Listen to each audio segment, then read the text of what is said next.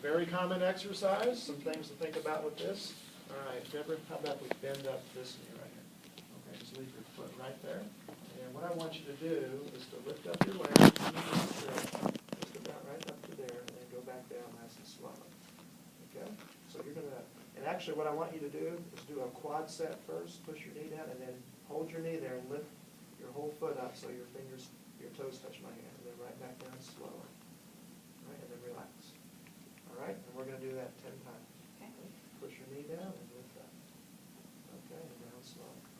All right, but there's movement going on, so why is this under isometric exercise? Isometric knee extension. Yeah, so we're focusing on the quads are doing, and they're doing an isometric contraction.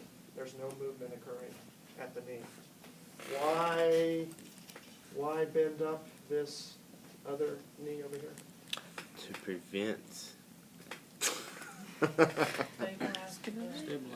It's just a way to, yeah, most people think it's comfortable, it stabilizes the pelvis. It helps smooth the pelvis into a posterior tilt, which is helpful for the hip flexors. Otherwise, they can become actively insufficient. Mostly, it just feels comfortable for people. It stabilizes the pelvis better. All right. Yes, sir. If they can't get into full extension yet, do we just have them go to the point that is full for them at the moment and then do it? Good question. That's going to move to that little box there. Let's go ahead and talk about that. All right. So let's say, let me give you two different possibilities here. Let's say she's lacking extension, and I cannot extend her any further. Okay, so she's got a range of motion limitation, in other words. All right? In that case, doing straight leg raises is fine. Go ahead and lift your leg up, even though she's not fully extended. That's as far as she can go, even passively. That's all she's got. But what would you think would be the case if, okay, go ahead and relax, I can extend her passively all the way to 0 degrees or whatever.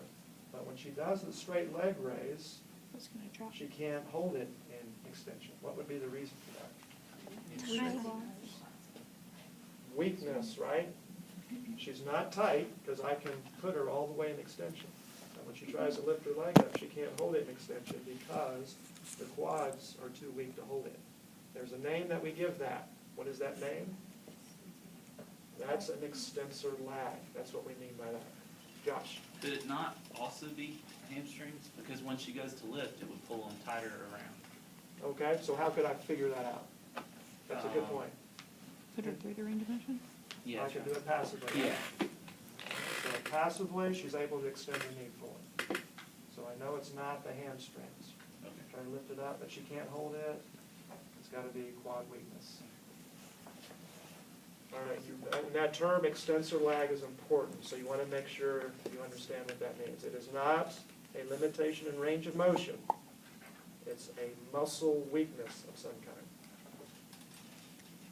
Sarah? So are you still going to have them do it and just protect for floppy distal extremities? Excellent question. What does somebody think about that? Any theories?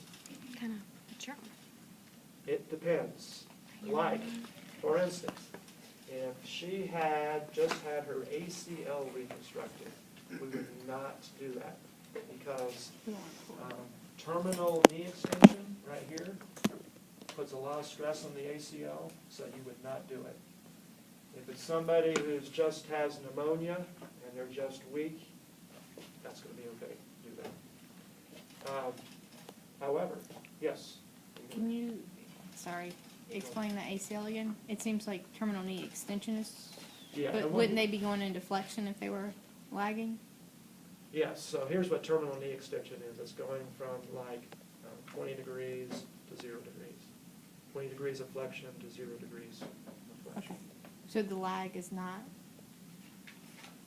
you're not going to see that in gravity. You're just going to see it by a loss. I was thinking the lag is going to come when they come up, the leg's going to go down.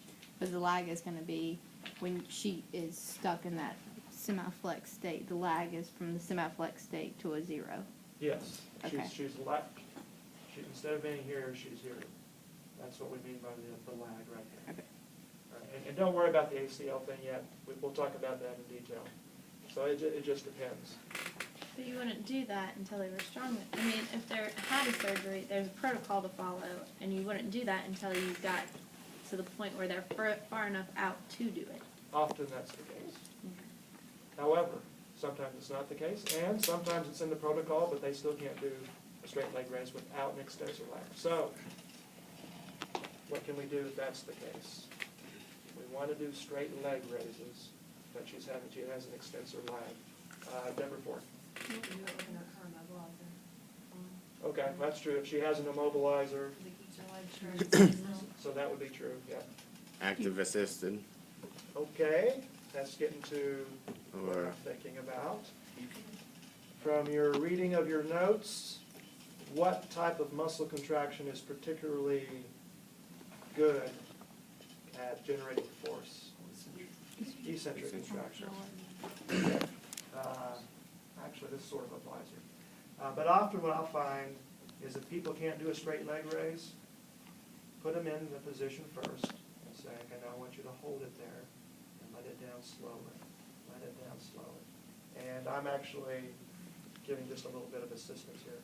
And often, a lot of that is involved with that neuromuscular control. It's just a matter of learning how to do it. Okay, relax. Let me hold it up. Okay, now hold it up there.